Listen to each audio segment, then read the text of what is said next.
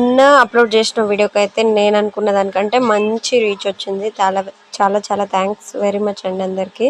So ఇలానే support చేస్తూ ఉండండి, ఛానల్ని సబ్స్క్రైబ్ చేసుకోండి. సో ఈరోజు వచ్చేసి 12 చుక్కలు 2 వరుసలు 2 వచ్చేంత వరకు సుటి చుక్క.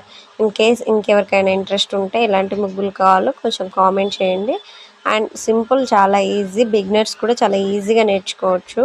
అండ్ ఇంకొకటి, నాకు కామెంట్ బాక్స్లో కామెంట్ ఏదొచ్చిందంటే, మీరు ముగ్గు దేంతో వేస్తున్నారు అక్క, చాక్ పీసా అని అడిగారు.